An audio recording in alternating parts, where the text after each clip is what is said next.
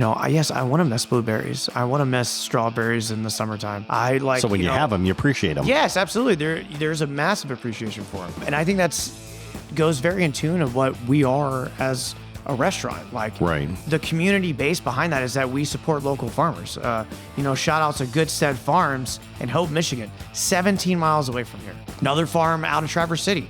Warp Farms. We buy from them. Great stuff. There's just so many that I can name that we get lucky enough to work with and showcase what they're doing. Hello, everyone, and welcome back to Total Michigan, where we interview ordinary Michiganders doing some pretty extraordinary things. I'm your host, Cliff Duvernois. So it is a really cool trend that we're seeing in the restaurant business when we see these chefs coming up and doing these purely farm-to-table concepts. Whatever is fresh, whatever is in season, whatever is organic, that actually appears on the menu. And in poking around Midland, I came across the spot that's actually been featured on a number of podcasts and television shows and radio shows, whatever. It's really making a hit on the community. And so I need to find out the story behind it, as usual. So sitting with me today is Evan Sumrell from Aster, located in Midland, Michigan. Evan, how are you? Good. How are you? I'm doing awesome. Thank you for asking. So why don't you tell us, what is Aster? So Aster is actually named after my son's birth flower, which is where the name comes from. And the idea of Aster was to be based off of sustainability, community, and seasonality. So that's pretty much what our whole idea is when we think about the menu is, are we supporting the community in some way by using a local business, a local farmer? Is it seasonal? And is it a sustainable practice that we can use as well?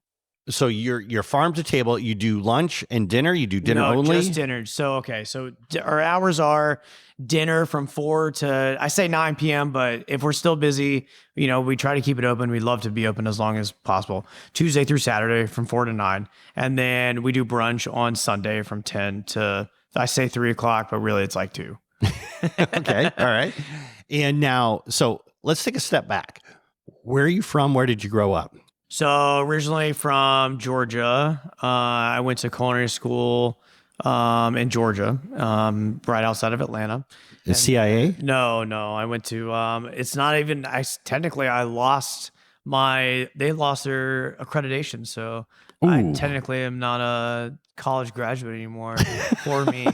No, I went to the Art Institute of Atlanta is where I went. And I got my alleged bachelor's in science and culinary business management. That's what I got. Allegedly, not so much anymore. But yeah, I after graduating college, I wanted to work in Michelin star restaurants. So that's when I moved to Chicago and started my journey there. I got a job at Acadia, which was a 1-star at the time in the South Loop. And I was there for 8 years. But yeah. So what I'd like to do is I'd like to take a trip back a little bit because you're grown up. Obviously, you wanted to get into the restaurant business, and a 1-star is actually really good for any restaurant that's out there for sure. Absolutely. Yes. What was it about food? Like, what was your first food experience when it was not just something that you eat, but something you wanted to do? It comes from home. I mean, to be honest with you, my mom's actually a really great cook now. We were always on the go. Like both my parents worked, we were, school, we did sports. So, we were definitely, moving around a lot, throughout the day, but every week was Sundays, kind of when we would all sit down and have dinner. That was like our thing. Right. I just got interested in what she was cooking at a young age. By the time I could see her over the counter, I was like, what are you doing? I don't know. I just was interested in it. Then my grandfather actually was a really great cook. I called him my pawpaw. He kind of taught me a lot more about why he liked it. And he also had a little tiny, little garden in his, in their yard, and he would pick vegetables and they would can them. And it was kind of like my introduction, not knowing that there was something there, Right. but just interested in it. Yeah, and then it kind of started from there. And I've always been told to like have backup plans. Like my mom was like, "Hey, have a backup plan. If something doesn't work out, you got to have backup plans." Well, I played hockey, and my tiny stature, obviously, that didn't go far. So my backup plan was to cook food. So actually, first ever job, I was 14. I worked at Jersey Mike's. I was the dishwasher. Oh, okay. The sub place, and then honestly, just that alone just got me interested in it, and then knew I wanted to go to culinary school. I worked in a pizza place too for a minute, and then I eventually worked at this. I'm not gonna say the restaurant's name because it's not around anymore. But it was just a terrible restaurant. It was introduction to what I thought cooking food was not cooking food, and it was a joke of a place. But it still like made me think about food and made me like it. Best way I can put it is kind of you're scratching the itch of what you think you can do. Right. And I thought I knew how to cook food. And then I moved to Chicago, and then I realized I had no idea what I was doing. Oh, really? Okay. And learned so much working. So we were 1 star. We eventually got 2 stars while I was there. It was a really cool experience. And it's you learn a lot like on the go. Like you learn how to make, like he would always call it like audibles is what the chef would always call it. Like he would change the menu in the middle of service, and we're like, what? Like this is crazy, but the thought behind it is, like something's changed, something got messed up, or something. Like it was just, you were always on your toes. Like you had to be right. You had to be willing and able to step outside your boundaries to try to create something. And not saying this happened every night, but like when it did, you needed to be ready. And when you're at that high level of cooking food, they expect you to be ready. And I think that made me like a really just good cook, I wouldn't say necessarily a chef. I think there's differences in those terms, but cooking food, that is when I was like, wow, this is something not every dish needs to have a protein, starch, vegetable, and a sauce. Like, because in culinary school, that's what you're taught. Right. Everything is like that. Very French style. But modern food is not like that anymore. It's very like, it could just be protein, sauce. I mean, my goodness. I mean, I've seen, in a bunch of small things on the side, or it can have all those things. It's endless at this point. And that's why I love it, because it is vast. I'm never going to learn everything. Right. So why did you decide to leave Georgia to go to Chicago? Well, I had been visiting Chicago for a number of years. I had a friend of mine that went to DePaul in Chicago, and a very good friend of mine. And I would visit, and I just fell in love with the city. And I always was a city person anyways. Like I grew up an hour outside of Atlanta, like in a dairy farm community. But it got built up drastically over time, obviously going up, because I literally from kindergarten, I graduated from high school there. And you see, obviously the town changed drastically, but when I got old enough to like go to the city, like that's where I was. Right. I was always in the city. I always wanted to go to Atlanta. So when I went to college, I lived in the city, and then my college was just outside of the perimeter. There's like a 285 that goes around Atlanta. They call it the perimeter. So anything that's inside the perimeter is considered Atlanta, and then anything outside is considered the suburbs. Right. So it was just outside. It was literally like an exit outside, but I lived in the city. Right. So anyways, I just visiting over the years, I was like, Chicago is where it's at for food. That's where I want to be to learn, because everyone knows this. If you want something, you've got to find out where it's happening and go to it. Like, right. Like you want to be this like really great stand-up comedian. You're not going to do it in some small town in Oklahoma. You're going to want to go to New York, or, now Austin or LA or whatever, to like be around other really great comedians. It doesn't, like, cooking food doesn't happen in a vacuum. You've got to like broaden your horizons and travel and taste different things and cook at different places and see stuff. It's not something that happens in a small space, So that's where I knew I needed to go to Chicago. if you, so let's take a step back here for a second, because you're coming to Chicago. You landed a job at a restaurant that at that time had 1 star. Correct. Which is not easy, let alone now they've got 2 stars. They got 1 star within the first year of being open. See, that's incredible. Now you go there, right? And you apply for a job. Did you ever feel like you were in some kind of a pressure cooker? Like if I do not perform, because it's not just every day. Yeah. Every day. So we do getting a job in a kitchen is a little bit different than a normal like interview. You may have an interview for a kitchen job, but you also are going to have a stage is what it's called. So a stage is essentially a working interview where you will work a shift for free. And that's what it was then. Right. If you stage here at Aster, I pay you. But that's how we typically do it. And you work a full shift, and they see whether or not you're worth it. And if you're worth their time. When there's good cooks a dime a dozen, you're having stages every day. I mean, like when I worked there, we would have stages every day. We had interns. We had all sorts of stuff happening. People coming in and out all the time. Right. You know, turnover rate was high. It's a high pressure environment for sure. So every day, if you're not performing, you're out. It's like, yeah, someone's going to take your job, you know? And the idea is what it makes you think is, whose job am I going to take? Who's above me? I want their job. That's how you had to think every day walking into this Wow. place. You know, it's tough to like be like that 16 hours out of the day. Not saying every shift was 16 hours, but there was a lot of long days. Oh, I bet. Especially on Sunday. Because Sunday, you deep cleaned. So we'd break down the kitchen completely. And we wouldn't leave until 3, 4 in the morning. Sweet Moses. Yeah. Yeah. Kitchen's got to be clean. Yeah, kitchen's got to be clean. Let's talk a little bit now about, so you've gotten your feet wet in Chicago. You're all in on the restaurant scene. And then you're in Midland? I'm in Midland. Yep. So COVID happens. Nobody knows what's going on.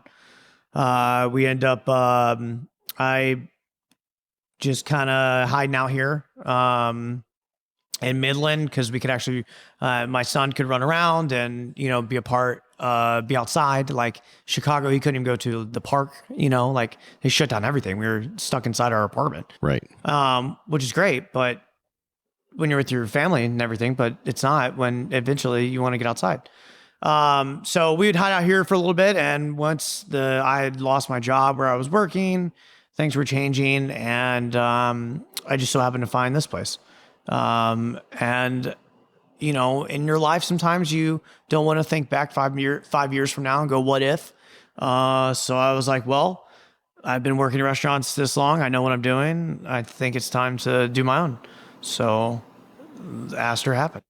Well, so let's take a step back here. So before you open the restaurant, why don't you talk to us, you know, whether it was good experiences or bad experiences, but what kind of shaped your philosophy when it came to opening this place? Well, I mean, I love how you said, like, you know, farm to table is a thing, or like I hate how it's not a fad. I don't think that it should be. It's a way of like, we should live. Like, you should not eat tomatoes in the middle of wintertime. Like, Right. We're doing this podcast right now, and outside it's snowing, and we're in Michigan. You shouldn't be like, I know that you can go to the store and go buy tomatoes. I get it.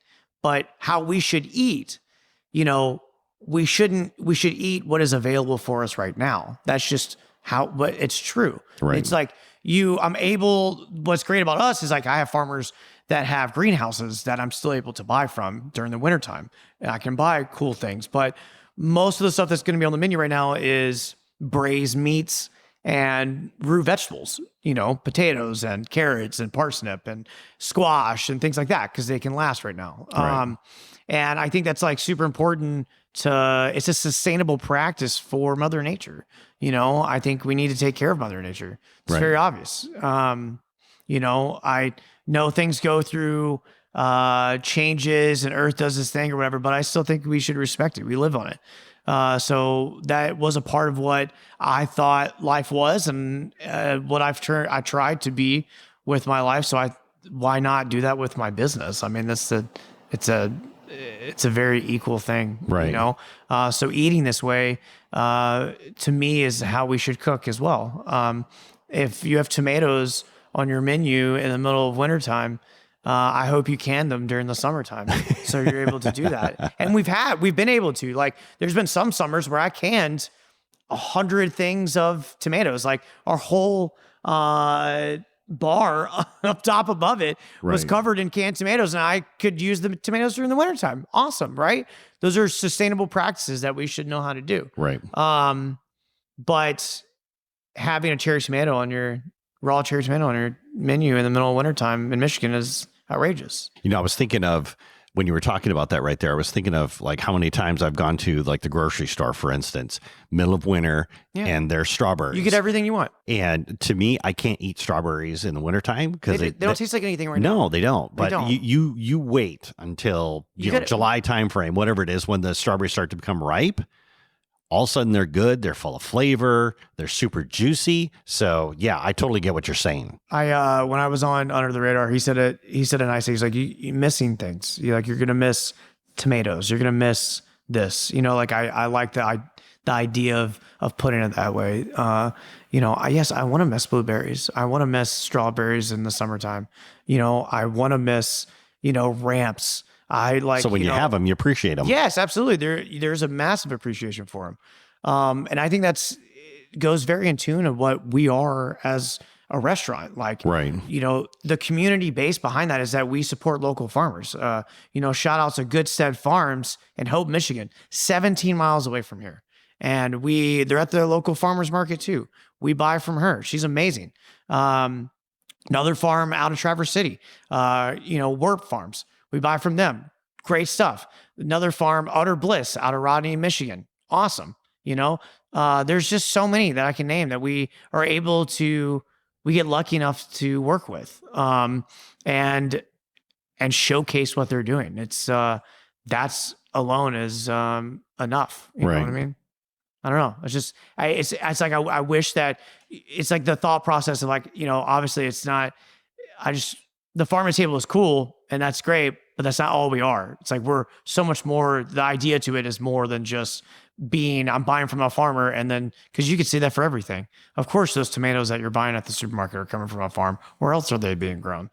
So I could say that's that. True. Yeah. Yes. I could say I'm buying from a farm too. Anyone can say that, obviously, but like the practice of trying to be as local as you can, trying to be as sustainable as well. Like our fryer oil gets turned into biodiesel, and then a byproduct to making biodiesel is glycerin. When we get that back to make soap, and that's how you wash your hands in the bathroom. Like fun things like that maybe not many people know or care about. Right. But I think it's just a cool thing that we practice here, that we try to continue. Sure. For our audience, we're going to take a quick break and thank our sponsors. When we come back, we're going to talk to Evan Sumrell, owner of Aster Restaurant in Midland, Michigan, about some of the challenges he faced getting this place open, and more importantly, what you can expect when you come here and try this food. We'll see you after the break. Hey, if you are enjoying these great interviews, just take a moment and go to totalmichigan.com/join, and you can get these episodes sent directly to your inbox, because there's a lot more great stories coming. See you there.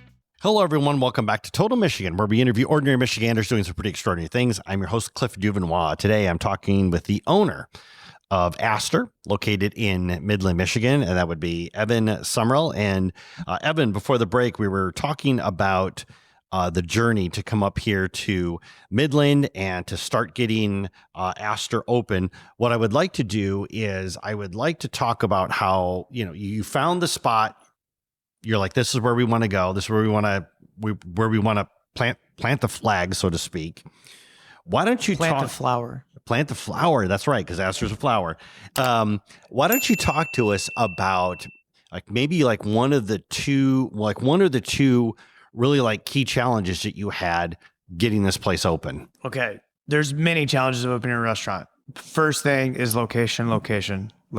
So the location for us, downtown makes perfect sense.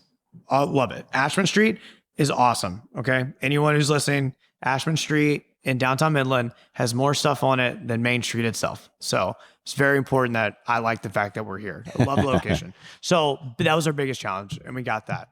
Second one was finding the farmers.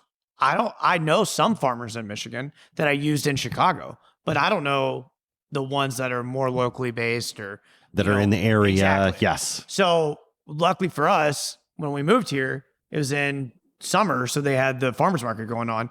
And so I met a lot of the farmers and visited a lot of the farms that we still use to this day. And that's the reason why, because I liked what they were doing as well. Because, a lot of the farmers that we also use are either organic or they also do sustainable practices, but making compost, doing different types of things, making their own fertilizers, all sorts of different stuff.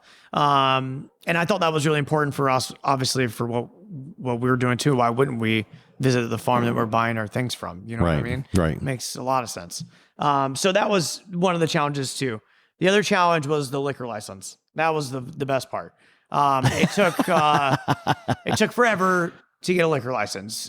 Something definitely I hope changes in the town to help that procedure. Right. Because it is not fun to go through. Right. And don't get me wrong, I'm not the smartest person, and I did it by myself, filling out all the paperwork. So a lot of the reasons why I didn't get it so fast is because I didn't know what I was doing. But you keep trying, you keep doing it. And I think it was not in the budget to get a lawyer to help me get a liquor license. Right. Correct. That. Yes. The budget was me. So figuring that out was a big step. And trying to get it as well is just as tough. There's a lot of silly things that unfortunately make it difficult here to get a liquor license. I think those were probably some of our biggest challenges too.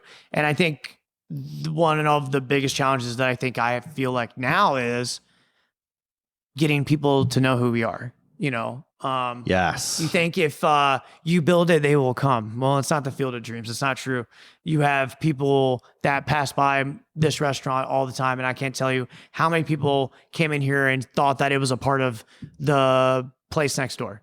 I was like, how we look completely different. Why would you think that? And I don't have a giant sign outside, and I don't have all these things. We're like this kind of hidden gem, and I like that. But I think a big thing that I am coming to terms with is, you can have the best food in the world no matter what you do, but if you don't get butts in the seats, you don't have a business, right? And that's for anybody. You don't sell your product, you don't have a business. It could be a great product, but if no one knows about it, it's irrelevant. So the idea now is this is the new challenge, is trying to get, I know that we've hit what we've wanted. We're doing really amazing things here. We're changing the menu literally this week. So I think that's it's like we've got this template down of what we do with our food. And we're doing really well with that. And so I'm like, well, let's go on to the next one. And now we got to get people to sit down and try it.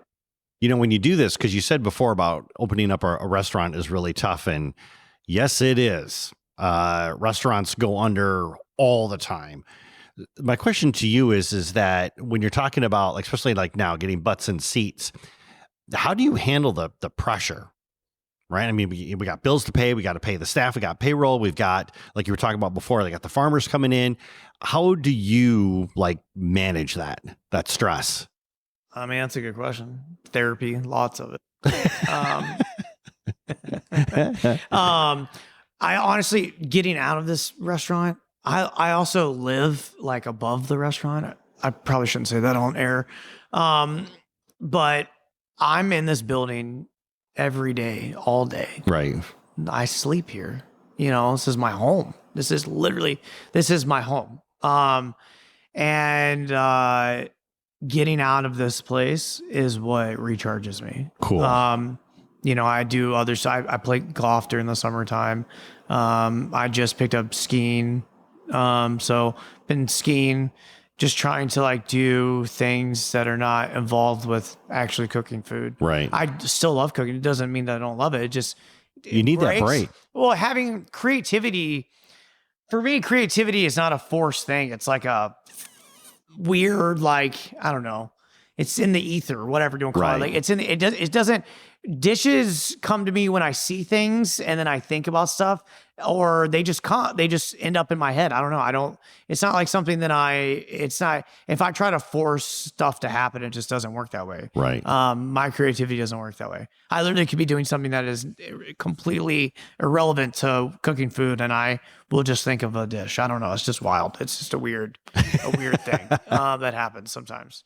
And well, because you're not thinking about it. Yeah. And I think it happens with a lot of people too. Like a lot of creative humans, creativity comes in all shapes and forms, and you don't know when it's going to happen. It's like I don't know. Sometimes you feel it, there's been some dishes that I feel like it was like a gift. Like here, here's an idea, see if it works. Run with it. And then you're like, wow, this is something I'm still doing 10 years later. Right.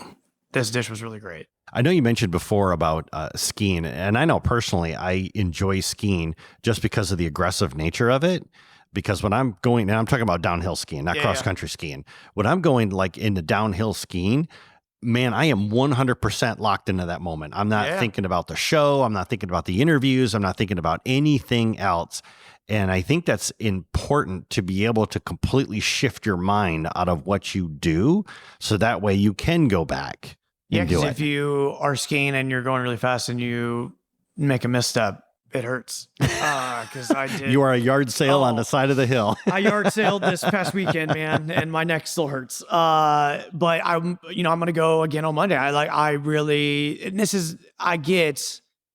My thing is like, getting older and learning new things is fun. It's like, it's a challenge. Yeah. And I think that also helps you with and it being physical is a good thing, obviously, but also helps clear your mind with other things that are going on in life. And the creativity of the restaurant too. Cause that's one thing why I want people to come here. People are coming here to eat, right? So I want them to be present and in the moment. And if we're not thinking about the food and being creative with the food, then we're getting them away from the idea of what Aster is, right? So that's the whole thought process. It's got to be a full thought when we have a dish on the menu. It's like the idea is like, okay, what's the main focus? And then we kind of go from there. But the main focus is what's coming from the farm. If we can get this, then everything else that goes with it, what else can we do that's in season that's going to come with it too? Right. It's kind of the idea. My next question would be is that, because with your menu changing all the time, do you have actually staples on the menu? Yeah, we do actually. So we have our burger. I'm going to say everyone right now, our burger is the best burger around. I'll put it up to anybody. The reviewers love it.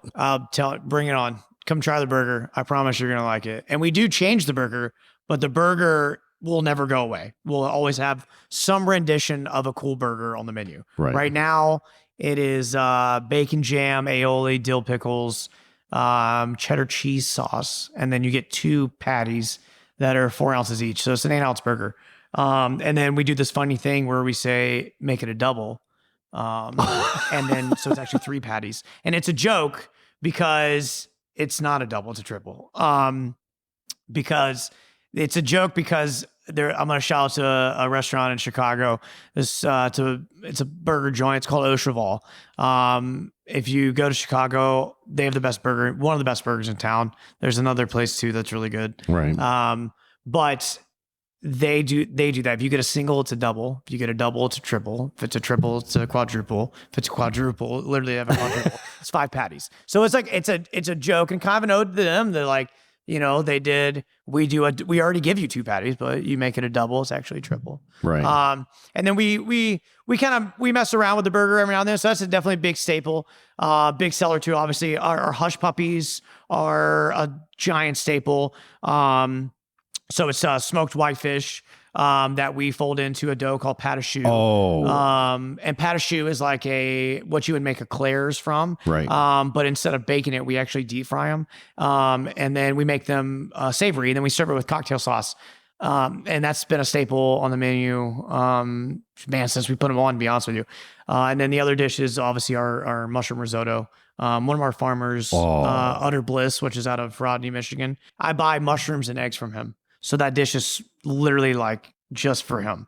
So it's just a simple, we make a mushroom risotto. The risotto is made in a mushroom stock. Yeah. And then we have like roasted maitake mushrooms that go on top of it. Comes with a poached egg. We finish it with Parmesan, lemon zest, and chives. But I'm hungry. It's like an ode to him. It's kind of cool. So those three are like pretty much will probably never go away. Right. I think. Like I said, the burger may change every now and then, but really we'll always have the burger on. Oh, man, that's beautiful. Yeah. If somebody is listening to this and they want to come and check you out, or maybe even find you online, how can I do that? Yeah. So we have, believe it or not, we're on YouTube. We're on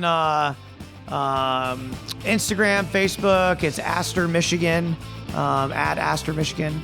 We're located at 134 Ashman Street in downtown Midland, Michigan, 48640. Come see us. Evan, thank you so much for taking time to chat with us today. Really appreciate it. I appreciate you having me on. And for audience, you can always roll on over to totalmichigan.com and click on Evan's interview and get all the links that he mentioned above. We'll see you next time when we talk to another Michigander doing some pretty extraordinary things. We'll see you then.